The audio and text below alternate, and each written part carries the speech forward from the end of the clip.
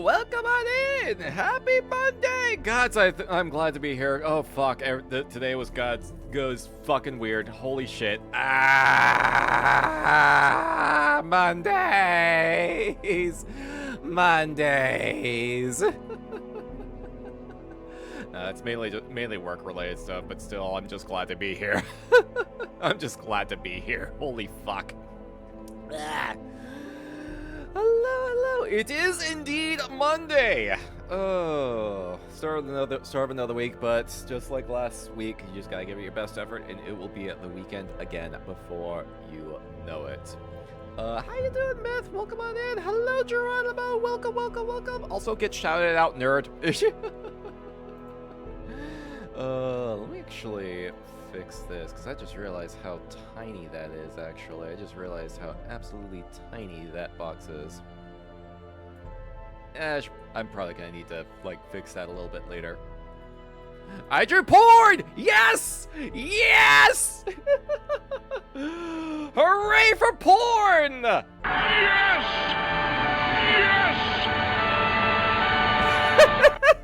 Hello, Rambles. Welcome on in. Thank you for the pawn, pony, pawn, pony, pony.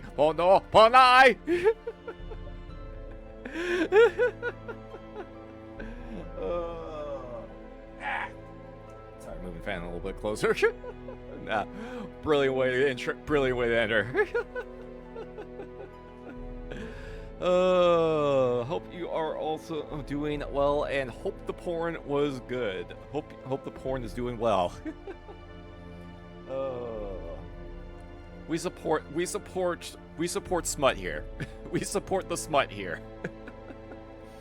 Trying to think of more rogue-like related jokes. All I can think of is how good Hades and Hades 2 are. Oh yeah, no, they're good games. My main problem with Hades 2 is that they keep adding story stuff after the fact, and it's always stuff that's unlocked after you beat later in the game, or after you beat the game the first time or whatnot, or stuff that is supposed to play after you progress certain relationships, and I'm like, did y'all just rush this thing out the door or something like that because your your launch date was getting close, or what? What was going on? What is going on here? What is going on? So that's my main issue with Hades 2. Because I'm y'all, I'm used to you guys shipping fully complete games. What the hell are we even doing here? What are we even doing? First time I drew something in months, and it's porn of my comfort character. Hey, sometimes that's what you need. Honestly, sometimes that is what you need. Hey, Barnabas, welcome on in. Hope you are also doing well. Welcome. Oh, man. Yeah, I've actually been, since we did RoboQuest a while back, I've been playing that game off and on. My only problem is that because it's an FPS game, it's one of those cases where it's really hard to avoid damage in an FPS game. It really is hard to avoid damage in an FPS game because there's a lot of stuff that explodes and just hits stuff all around you, or stuff that just comes in really fast and it's really hard to dodge. So there's a lot of stuff going on that front, but at the very least I've had some really cool builds. I'm close to getting to the end. I'm close to actually beating the game. I'm actually getting close. So I feel like if I can just get one or more really good runs in, then I can probably clinch it. But yeah, tonight we're going to be doing the series that I like to call Going Rogue, where we check out a selection of indie roguelikes and roguelites for doing some quick looks at several different games. Because yeah, I like to. There's a lot of stuff out there, and there's some really cool concepts that really yo, okay, I'm down for this, and I'm yeah, let's just kind of highlight some of this stuff, you know. My thought would be that they didn't expect there to be such demand, so they were like, frick, we gotta give me people more stuff. My counter argument on that is, like, it's the sequel to the roguelike game that essentially redefined an entire genre.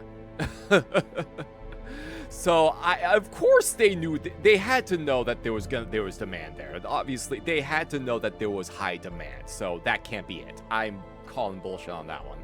I'm absolutely calling bullshit on that. They knew that there was high demand there. I don't believe that. I don't believe they underestimated demand for a fucking second. I mean, otherwise, like, the game is really good. Otherwise, it's just, why are we getting so many, like, story bits after the fact and, like, months later? Stuff that should have been in the game, like, day one. It's just really confusing. I guess the other problem I have with Hades 2 is that it is a lot more grindy than I thought. If you're trying to get, like, everything, like, holy shit, it is very grindy. It is very grindy compared to the first game. Like, first one had a lot of stuff going on with it as well, but the second part has Hades 2 just has so many more things that you gotta work towards for sure. And especially since you have not just like the lower route, you got the upper route as well. So you got two different branches that you have to get material, like you have to get stuff from. So there's a lot. They like definitely added a lot to it for sure. They definitely added a lot to it. It's just like, there's just so much. There's so much to unlock. Holy shit. There's so much. Yeah. Otherwise, yeah, nah. Otherwise, nah. Good game. Yeah, good game. Good game otherwise. Just, I just don't know what's going on with the development cycle of it anymore. I just don't know what's going on with the development cycle anymore.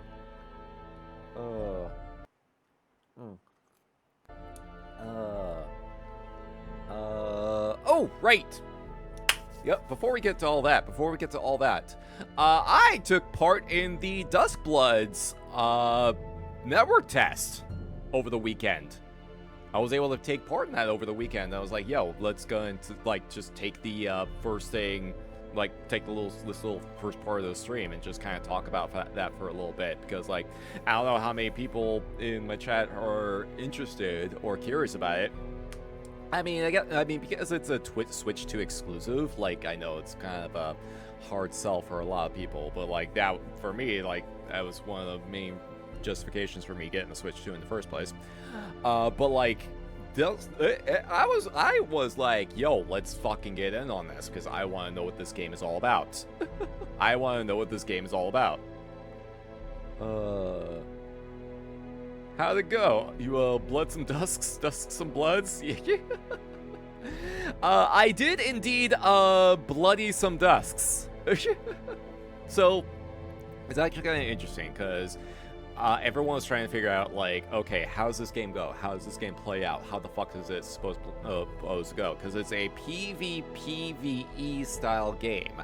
It's FromSoft's take on a battle royale style system, and it's very interesting in how they actually structured it. Well, first off, like, because this is a network test, obviously the emphasis was to make sure, like, to test the network structure and make sure that everything was, like, it was able to work for the most part, which I guess it was completely down on Friday. It was completely down on Friday, apparently, because the networks just decided to fucking implode. I don't know how, the how or the why of it, but apparently their networks just imploded, like, right when it was supposed to start in the morning. So they canceled that. But it seemed to hold fast the remainder of the sessions. Because Saturday, I played through it, played some of it on Saturday in the afternoon, and it was working really well. No problems on that day. And then I played it last night as well, and a couple of little snafus. There was one network disconnect. And there was one session where I was noticing some, like, latency issues. Enemies were, like, teleporting a fair distance away, and I'm like, ooh, that's not good. So there's some little catches. There was some hitches, and I think they're working on ironing out those hitches because of the fact that this is a like a PvP oriented game, and online infrastructure is not necessarily one of FromSoft's strong suits. It seems like they're really like really wanting to like hammer those details out before the game launches later this year. Between that and Night Rain, they basically have Fortnite now. Well, Night Rain is not really a battle royale. Night Rain is more of a co-op roguelite. Night Rain is more of a co-op roguelite rather than a battle royale kind of game. Because, like, I mean, sure, it has the shrinking circle, but that's just a timer to make sure that you're staying on task. Essentially, that's essentially your like hard timer. Night Rain is more of a roguelite because every run is like randomized in some way. You're getting different groups, but it's like each run is meant to be different, and you're kind of trying to make different builds based on what you're able to scrounge up. So it's more that, like, whereas Duskbloods is more of a battle royale. But even then, Duskbloods does it differently. Duskbloods does a lot of things differently. Like, for example, like, it's the vast majority of your matches you can actually play without encountering a single person. You can actually play most of matches without taking part in any PvP stuff whatsoever. Like, you can even take part. There's even if anything, the early nights runs are spread out into 3 phases. You got the first phase, which is the starter, and then after every phase, the individuals with the lowest amount of virtue get called. So, basically, like, it's depending on what you do, you can get accrued points that'll affect your standing. Revolver, thank you for summoning the demo bats. Welcome on in, and Kate, hello, welcome on in. Welcome in. Hope you're also doing well. Welcome. How y'all doing? Yeah, we're talking about Duskbloods, since I took part in the network test. Sup, Bone Daddy? Just got off work. Hopefully work wasn't too stressful for you. First phase is free, but after that, lowest virtue gets axed. Not entirely free. I think if you're not able to, I think if there's been a couple cases where if someone wasn't able to get like any virtue at all, then they would get called as well. So the first phase is like easier to get through, but still not completely free. I think I've noticed some people like still getting called. Obviously, it's like the barrier is a lot lower, of course, because you don't want anyone getting kicked out after the first phase, because that wouldn't be fun. But like second and third phases in particular, the threshold, like you have to hit a certain placement of points before you're able to continue onward. And by the time you hit phase 3, only the top 3 people with the most points are able to proceed into the final phase. And it's interesting because you can actually accrue all points in a lot of ways, and most of those ways do not involve PvP at all.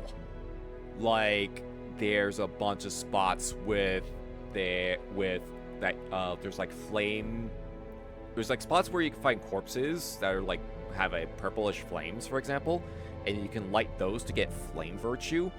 You can get those yourself for free. There's various like tiers of monsters that you can take down for repulsion points. Those are like those are a big one. And even there's even like boss monsters that you can recruit other players to do co-op with, and you can all work together to repel these boss monsters for a larger share of points. And it's and the actual PvP aspect doesn't really kick in until like the later portions of phase 2 and 3, when the ritual sites start to get set. And even then, like, the ritual sites are where the PvP can usually take place in. And even then, you still don't necessarily need to take part in that. You can avoid those altogether and just keep doing your own thing. And that is absolutely valid. That is an absolutely valid strategy. if you're playing a route that's not like PvP oriented and just trying to do your own thing, that is absolutely valid. Slow was a Monday, work another 4 to 11 tomorrow, and it'll be the same way. Jeez. But we have Wednesday and Saturday off this week. Hey, let's go. Hopefully you're able to relax on those days. You can form alliances with other players. Yes! That is actually an interesting aspect. Because you can form alliances, and there are some sigils that you can get placed on you that will encourage either co-op or PvP. So I had 2 different instances where I had like I had PvP sigils placed onto me, and essentially, like, all the sigils are in pairs, for one thing. All the sigils are in pairs. The ones that I had placed on me was I had to repel a player that was supposed to hunt me down. And if I do that, I get bonus virtue. Whereas if the person that was trying to hunt me down was able to succeed in getting a kill, then they get the virtue instead. So I'm on guard, being like, oh, I need to watch my back, because someone could try to hop out from nowhere and try to shank me if I'm not being careful. Heretic, I believe. Not the Heretic one. It was a different one. I forget what it was called exactly. But yeah, it was like one person was... Maybe it was Heretic. Whatever. I have to go... I recorded in local... I did local recordings in OBS, so I'd have to like go through the recordings I had. I couldn't really stream it or like broadcast it or share anything because those were the terms of the test. I mean, I know there were some people that were sharing their shit anyway, because they don't give a fuck. But I actually have like credentials I'd like to keep. I like to be able to keep credentials, you know? I'd like to be able to keep access to further tests. So I can't really like share anything, unfortunately. But if you know where to look, you can find stuff. If you know where to look, people have been posting stuff that don't really have anything to lose. So if you know where to look, you've probably seen some gameplay footage already.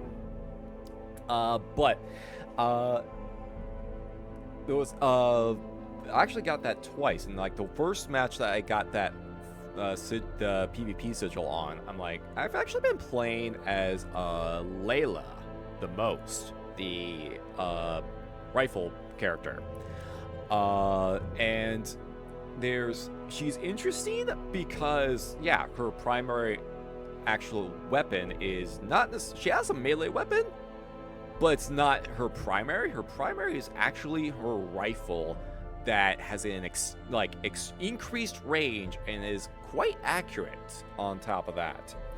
And you can kind of pick off a lot of targets with it pretty easily. Yeah, the one with the comically large sniper rifle, exactly. Yeah, it was actually I was actually having a lot of fun playing with her. Also because her second ability is a Gatling gun that she pulls out from her abdomen, and I'm like, yo, hello?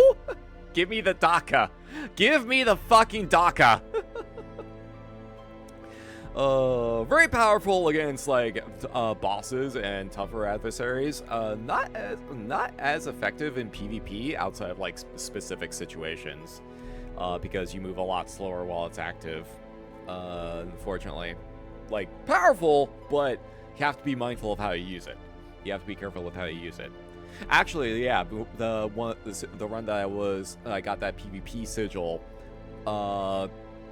is actually I had the person that was really much hounding me that actually came right for me, and by the time they found me, I actually had lucked out and gotten some. There's these enemies that are called blood sacks that drop little items that you can pick up that buff your skills. So I found a group of those, killed them all out, and buffed my Gatling gun as much as I could. And then by the time the assassin came to try to take me out, I just pulled out the Gatling gun and just started firing. I just went DACA. I just went full DACA. It just melted them. I just melted them, and I just kind of felt bad on that. Like, oh shit, they didn't even get a chance. They didn't even get a chance. So I got extra virtue from repelling my attacker. So anyway, he started blasting. Oh, for real. Like, they tried to chase me down, and I'm like, okay, do we really need to do this again? So I just kind of did it one more time, and I'm just like, okay, I just kind of feel bad. So I just tried to run off and do something else and get away from them before they could try to chase me down further. It was still really funny. Wasn't able to get any victories, unfortunately. I've gotten to the final Chalice fight twice. Was not able to get any victories, unfortunately. Like the look of the walking tank guy, Zort, I believe his name was? Yeah, the fully armored dude with the jetpack and a giant fucking piece of cable. I was curious about him, but he has a heavy weapon, but his attacks are like really slow, and not necessarily a fan of that. Kind of goes against, it's not my preferred style. I don't really like slow weapons, so I have to like really heavily compensate. But he's really strong. He is really strong, though. He's definitely strong in PvP as well, because he can build up your stagger bar really fucking fast if you're not careful. But he's also like slow, so I have to like. There feels like there's a lot of stuff that involves character knowledge in that game. So you gotta like figure out how each character plays, what their strengths are, what their weaknesses, how you go around them. The other character I actually played was Jan, I believe his name was. Hold on, let me see. I'm gonna need to try and see if I can pull up the VOD, the recording I had. Just kind of make sure I get the dude in the long underwear carrying the big ass fucking axe. The dude in the long underwear. Let's see.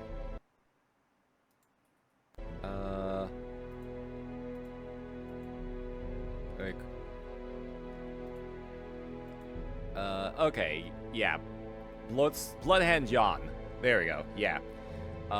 He's in the long underwear with the big ass axe. Nah, dinosaur guy? Nah, that's the I can get. Dinosaur guy is, what is his name? Let me see. He's a senator he's considered called a senator. Let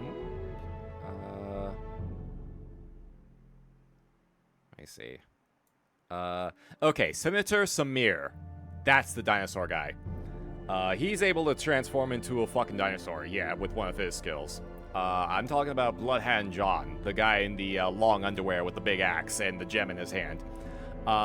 He is an interesting character for sure, because his second skill actually unlocks locks much later. But his first skill is like he ups his own evasion, which makes him allows him to kind of get in with that big ass fucking axe a lot easier, and it's pretty tough too. Thought the guy in his jimmies was the dinosaur guy. No, the guy in the old dude with the glasses and the robes was the dinosaur guy. Bloodhand John is the guy in the guy that spews fire from the gem in his hand. John's range attack is he shoots fire from the gem that is in his hand, and that's his ranged attack. And then he has his ult, where his second ability is where he slams that axe down. He leaps high into the air and then slams the axe down and creates like a massive shockwave that encompasses a large area. And it's a very powerful move too. But it also unlocks like a lot later on. He gets it much later than some of the other characters get their second skills. Not by a terrible degree, but like it's still noticeable. But he's interesting because, like, yeah, the flame spell that he has is actually pretty good for catching groups. And it builds stagger really quickly. But you just kind of have to be careful with it. The axe is, I feel like the axe is definitely like the main thing that you have to be hitting with it. Because especially since his first ability is the evasion.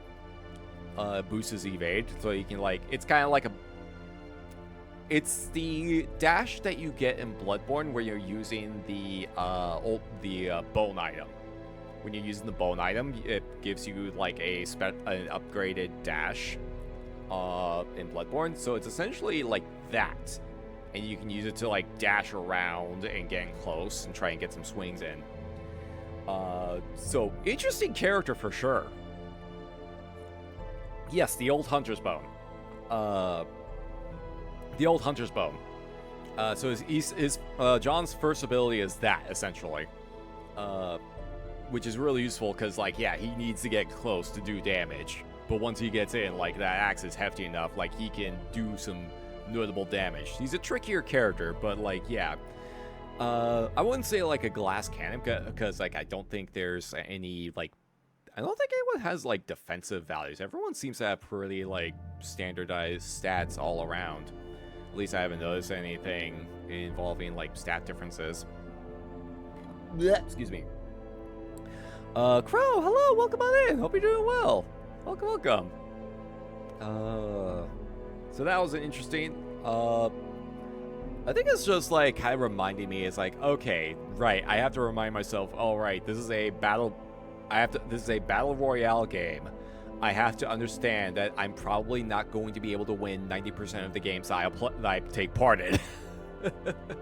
I have to understand that because it's a battle royale, I have to go in expecting that I'm not going to win 90% of the games that I take part in, for one way or another. There's just too many factors involved, especially since the final, like, phase, the final fight is between you and two other players. It is a three-way fight, and there's a lot of stuff that goes on. Like, stuff can change all the time, and you have to, like, really adjust. It's possible that both players will be able to try to focus fire you if they deem you the biggest threat. You may try to split your attention otherwise. There's a lot of stuff that goes on. There's a lot that happens. So it's tricky. It's very tricky, and I'm not exactly a pro gamer, so I'm like, so much is happening. So I'm kind of curious what they will kind of do, because I imagine there's going to be some story components as well. It seemed like Albert, one of the characters, is definitely the poster boy for the game. Like, it's probably a lot of the storytelling is probably going to be from his particular perspective, based on the cutscene that they open up with. Plush, thank you so much for the 10 watch streak. Thank you so much. How you doing? Welcome on in.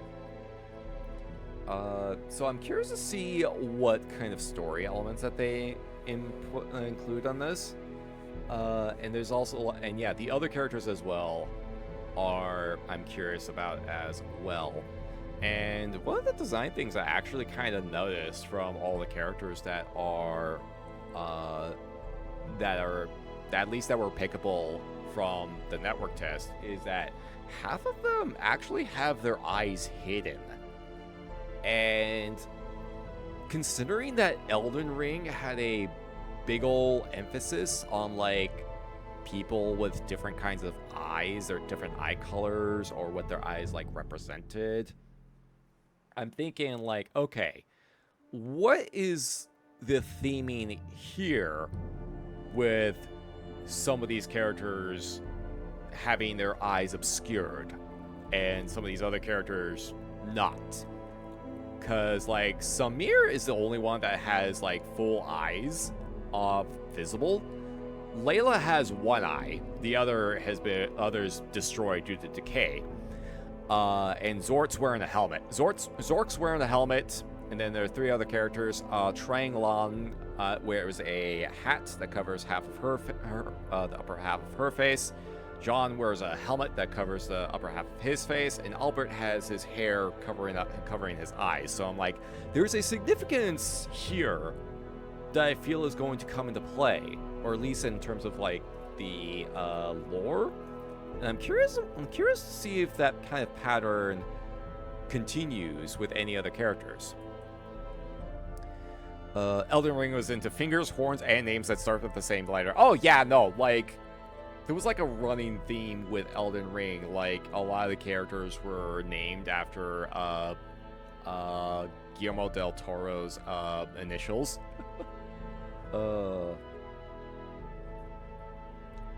Oh, do I not have a pronouns thing set? Do I not have a pronouns thing set? Or I thought about trying to set that up, but I guess I forgot to. I probably should try and see if I can set that up. I should try and see if I can set that up so for anyone that needs access to the pronouns site. What was I gonna say? Oh yeah, there was that. Yeah, that's about most I can really bring up. Yeah, I'm probably gonna be like playing as Layla a lot when the game does come out, because I had a lot of fun with her. Like the other characters, I'll probably like bounce around on. John definitely. And then I have to say what the rest of the roster looks like, because that was there's probably gonna be more characters coming in later on down the road, or maybe they'll like add some post-launch. It seems like something that they would do. They could probably do that, add some post-launch characters for sure. So I know we don't have the full roster yet. I imagine we'll get the full roster revealed later on when it gets closer to release. But I'm curious. I'm definitely curious. Seems like a lot of people are taking part, though. There was a lot of people taking part in that test, so it was a good sign. Didn't really take long to get matches either. Did not take long to get matches at all. So that's a very good sign that a lot of people were definitely taking part in it. So good sign. Good sign for how the main game is gonna go. I imagine in terms of the network connection, they're probably gonna try to continue to iron out those hitches for sure. So I'm definitely keeping eyes on it. I'll definitely be keeping an eye on it. I actually like made sure to hardwire the Switch 2 as well, since it actually has the capability to plug an Ethernet cable in. So I took the opportunity to just finally hardwire that thing with the purposes of this test. So that's there at the very least. So we'll see if they do another test later on down the road. They'll probably be doing like a beta stuff, probably beta later on down the way.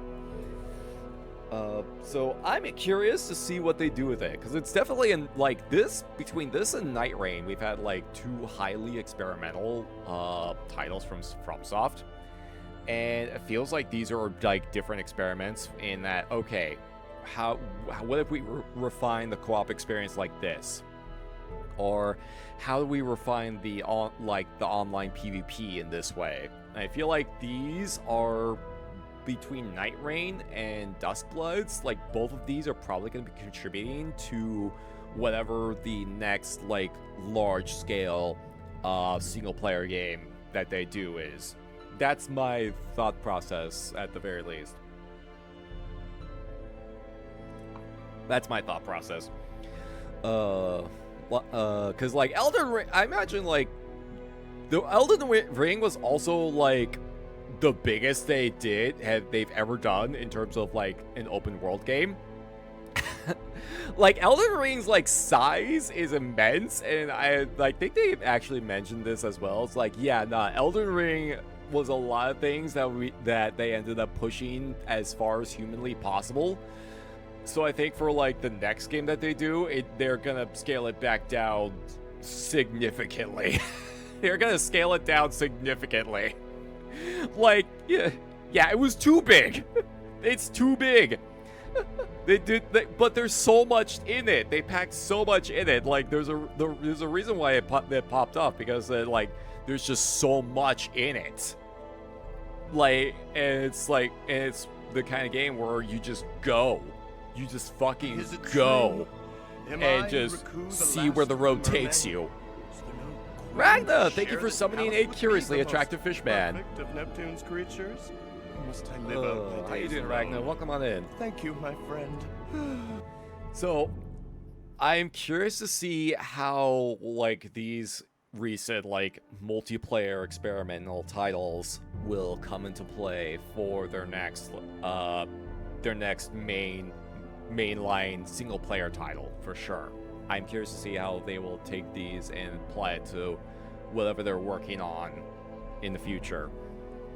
Because it's really like, yeah, holy shit, these are very far out from FromSoft's usual forte. Which is good. It's good to see them, like, trying different shit. It's good to see them trying different things, at the very least. So, you gotta, like, give them props for that. You gotta give them props for that, at the very least. But yeah, I'm expecting, like, their next major single-player title to be a lot more, like, zeroed in. A lot more zeroed in, rather than the giant open world that we got in Elden Ring.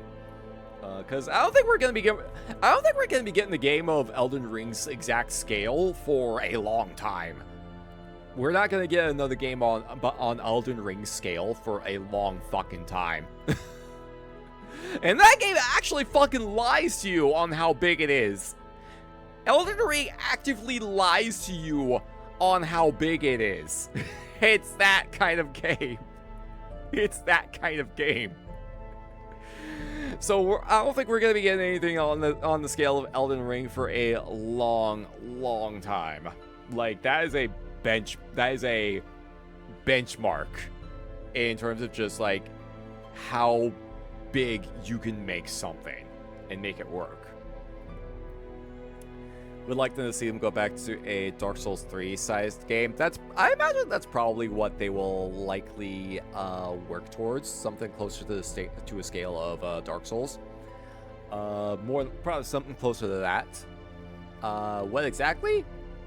Who knows? We'll see.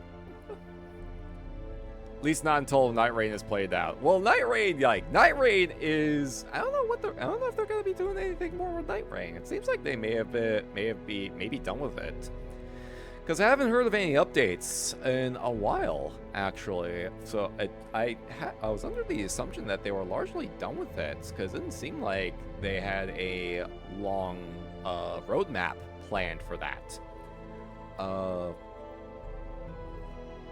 At least it didn't seem like it. I mean, considering the fact that Night Rain is built on, like, assets almost entirely from Elden Ring, and then they pulled in assets from Dark Souls as well to kind of add for extra stuff.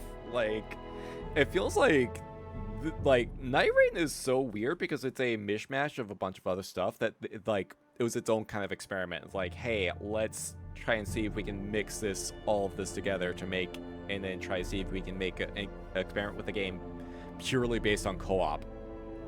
And they did it. Like, it works. It really fucking works. It works really fucking well.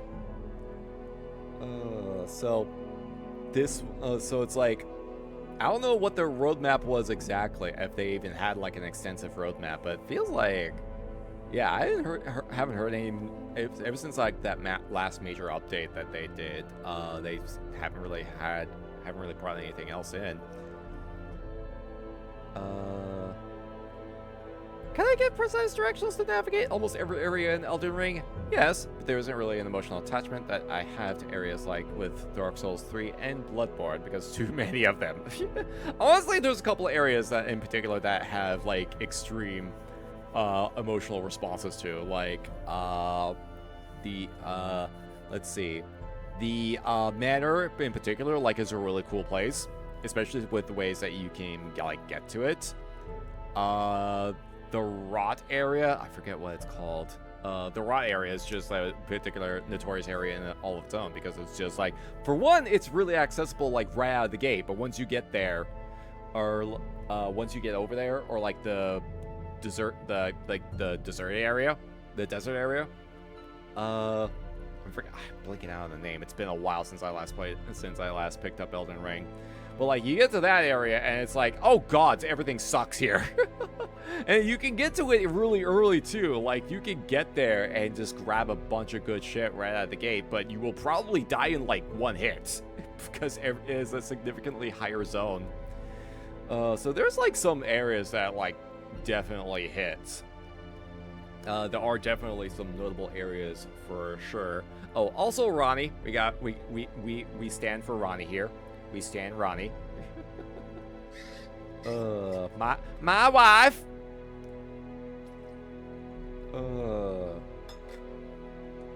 So it's just like, yeah. My thing is like, yeah, of it being too big, I understand that one, because like the one save file alone was like 300 plus hours, and I'm like, do I have any intentions of picking that up again anytime soon? Not really. When we were playing that game on stream, I scraped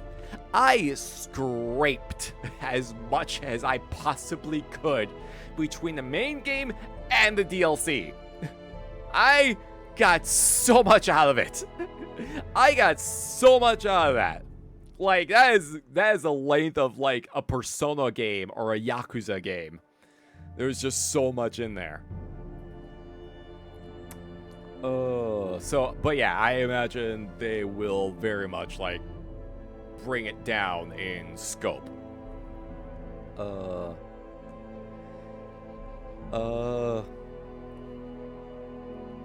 Yeah, there's like because there's a lot. Yeah, there is a lot of zones.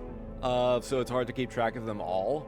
But like, yeah, there's definitely some like notable areas for sure. There's definitely some areas that are way more notable than others, for sure. But yeah, so basically, yeah, I'm curious to see what they're doing, what they do with Duskbloods, and I'm curious to see how it's ends up translating to what they are working on in the future. Sweet. All right, yeah, just kind of wanted to go ahead and kind of get that little bit out to kind of talk about that a little bit, because it was a good time. It was an interesting test. It was definitely an interesting test, and I was glad I was able to take part in it for sure.